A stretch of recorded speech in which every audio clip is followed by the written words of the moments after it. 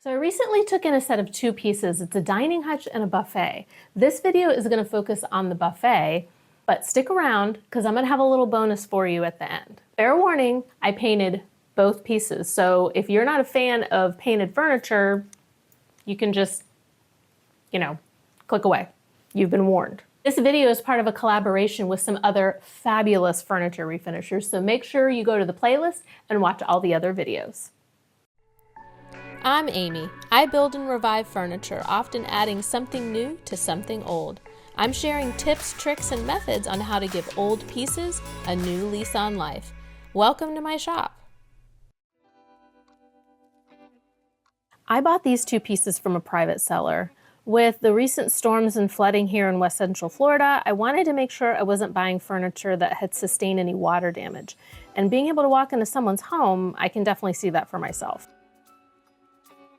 These flip-top dining buffets are really easy to find in thrift stores, used furniture stores, and through private sellers. The tops were designed to serve food, and the drawer and cabinet space stored your silverware and the good china you probably inherited from your grandma. You can tell me what you think in the comments, but I think not as many people are allocating formal or traditional dining room spaces in their homes anymore, so they're opting for more versatile pieces. But I think these pieces have great potential, but maybe for a slightly different purpose. I think this cabinet door design looks dated, so I'm going to change it to something more modern. And as with any project, there's going to be challenges. First, these doors aren't going to come apart easily, and here's why. You see these little marks? They're actually camouflaging holes left by either a nail or a staple, which help hold the center panels in place. So in order to take the door apart, they're going to have to come out. But that's not all. The manufacturer also probably used some glue here at these seams, so if I try and pull these doors apart, it'll probably rip the wood. So while I ponder how to get around all of those obstacles, I'm going to flip this thing over and start on the other major update, the base. I do this with a lot of my furniture pieces, and it's very popular with my customers. First, I remove the existing base, and in this case, it's solid maple, so I am definitely going to reuse this wood.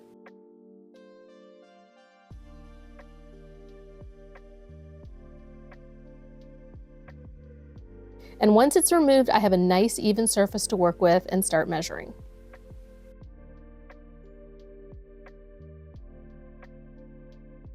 Then I head to my favorite store, Anderson Lumber, to pick up some 2x2 maple along with some other lumber I need for some other projects. I cut 4 legs to 6 inches tall. Then I use a jig on my table saw to add a taper to each leg.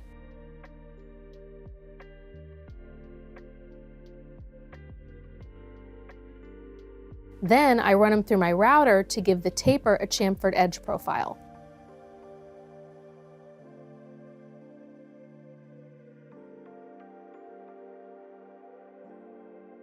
To assemble the base, I'm using pocket holes and glue. When you're driving the screws, you definitely need to use some kind of clamps to hold your pieces firmly in place, or they're going to wander out of alignment.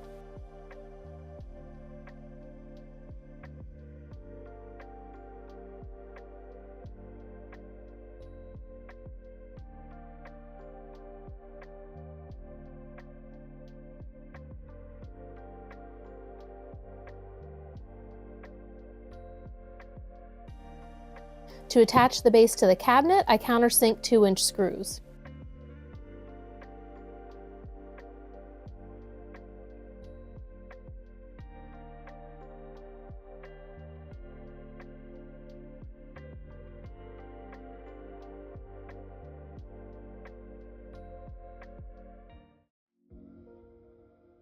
So back to the cabinet doors. I have 2 choices. I can either build new cabinet doors altogether, or I can salvage the old ones by removing the raised panels in the middle and squaring off the top so I can incorporate a new design.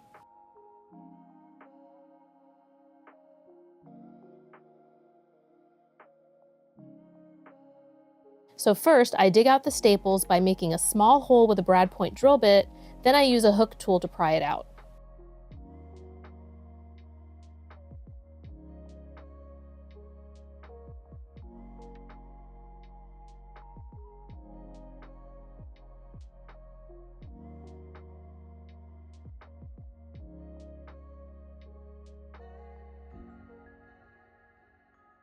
And as much as I don't want to do it this way, I take my jigsaw and cut out the middle panels.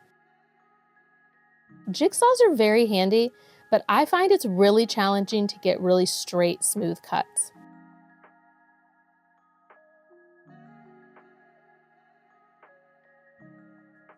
After I got all the middle panels removed, I went around the frame again with the jigsaw to try and smooth out the cuts.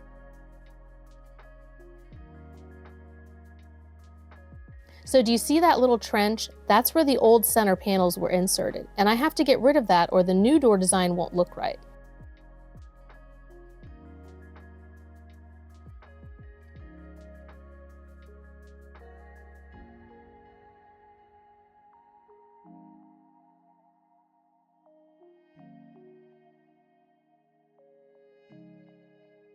Remember the scrap wood from the old base?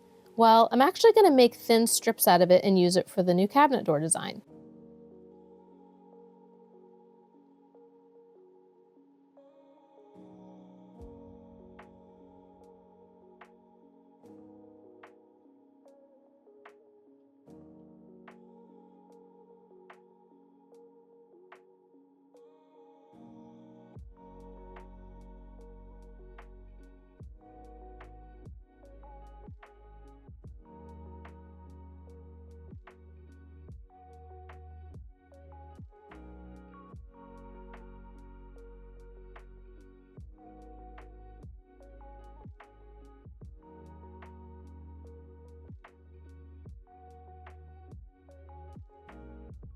I'm going to also add a small chamfer edge to each strip, so this will help add some dimension and texture.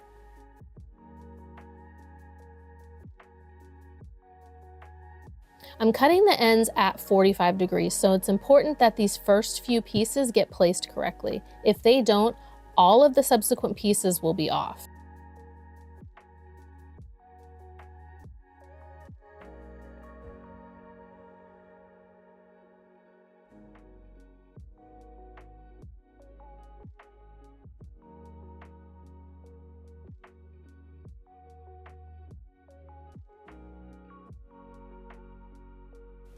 I can only use glue to attach these strips to the backing board.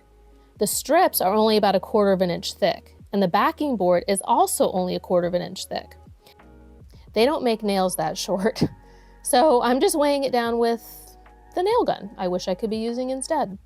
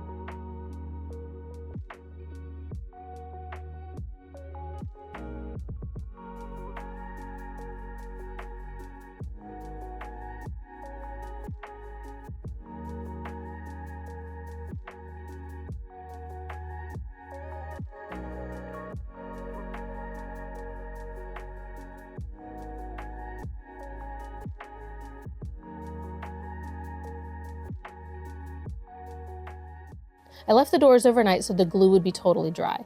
I hadn't paid much attention to it before, but I noticed that the wood slats were kind of dark and orangey compared to the maple I usually work with. So I don't really want to, but I think I'm going to have to paint it.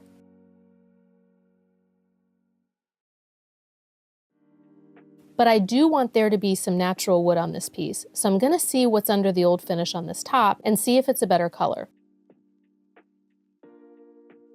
Using my go-to stripper and wearing a really good respirator, I apply the stripper and wait about 15 minutes.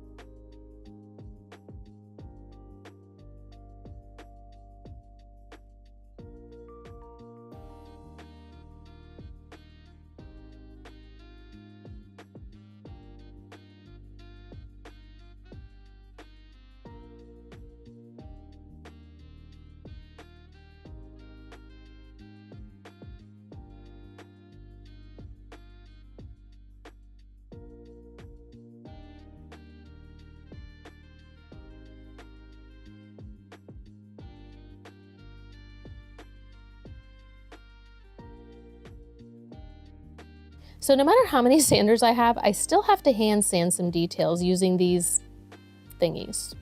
I'll put a link in the description.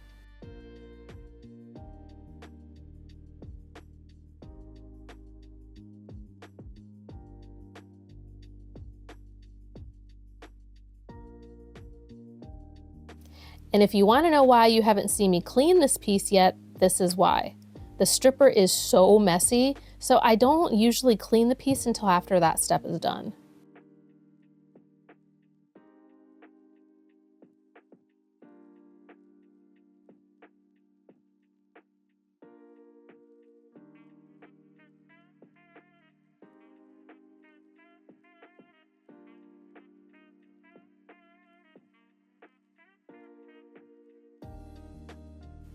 Then for all the parts getting painted, I give it a good scuff sanding with 150 grit.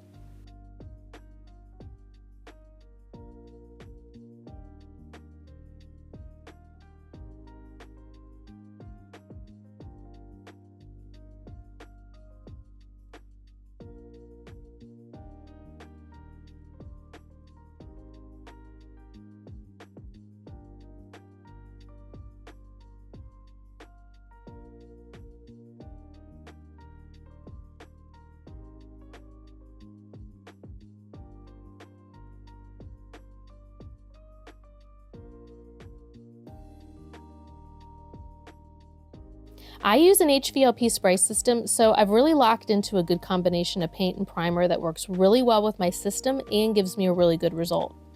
I also use a disposable cup system that really cuts down on the cleaning and rinsing time. I'll put links down in the description if you're interested.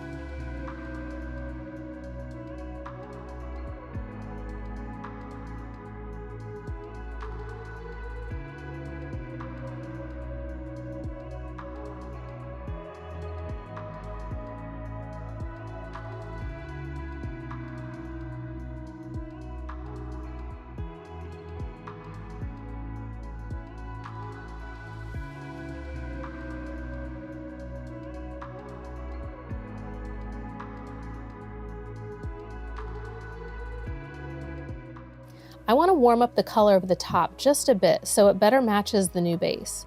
I've used this on several maple projects and it never fails to deliver the color I'm going for. So that it applies evenly, it doesn't go on too heavy or streaky, I spray the top with water first, then I squirt some of the gel stain right onto the surface, and I wipe it in straight, even strokes with a cloth until it's blended. You can see how it evens out the color just a bit without hiding the pretty wood grain.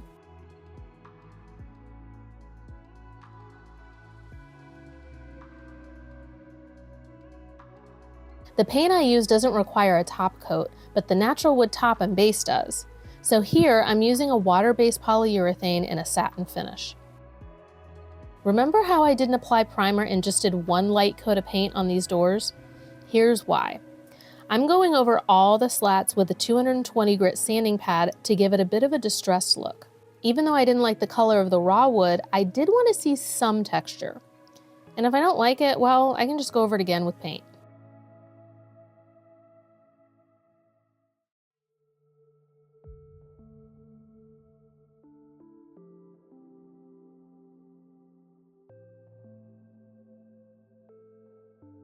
Confession, I have a ridiculous amount of leftover hardware, like a lot. So rather than buying anything new, this time I'm going to go through my stash and see what I have that'll work with this piece.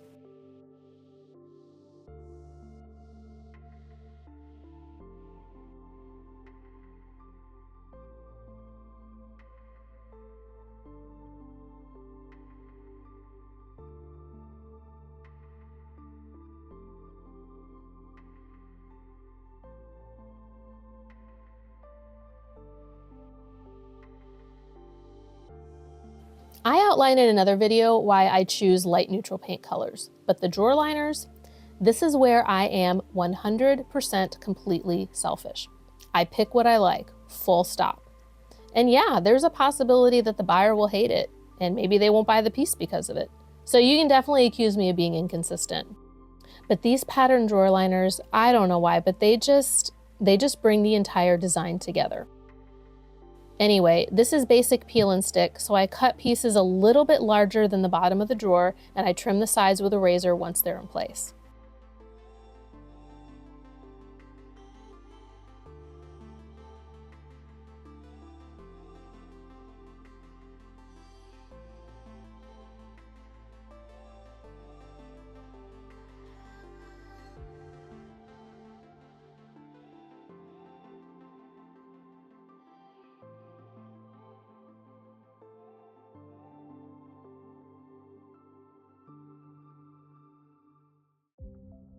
So let's take a minute to remember where we started with this piece.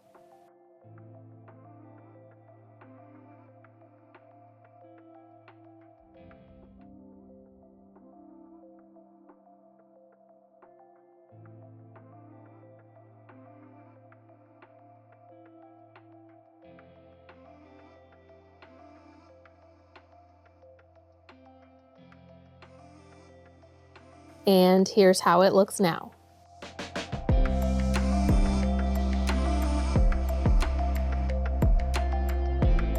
Even though it could be used for a lot of different things, I staged this piece as a bar. There's plenty of cabinet space for a wine bottle rack, plenty of vertical space for larger bottles and mixers, and the drawer can be used for openers, cocktail napkins, and other utensils. The laminate countertop is perfect for pouring drinks because you don't have to worry about spills. And the top folds up nicely when you're not using it. And if you didn't love what I did with the cabinet doors by giving them an update, well, I have a little surprise for you. Remember this piece from the beginning of the video? Well, here's how it looks now. And for this piece, I kept the original doors because honestly, I was genuinely curious if what I considered a dated cabinet door design just needed some paint to soften the look.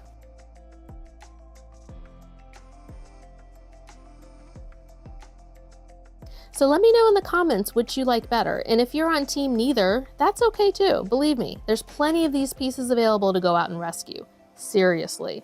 But these two pieces, well, they sold almost immediately in my retail space, and they're already being used and enjoyed by their new owners.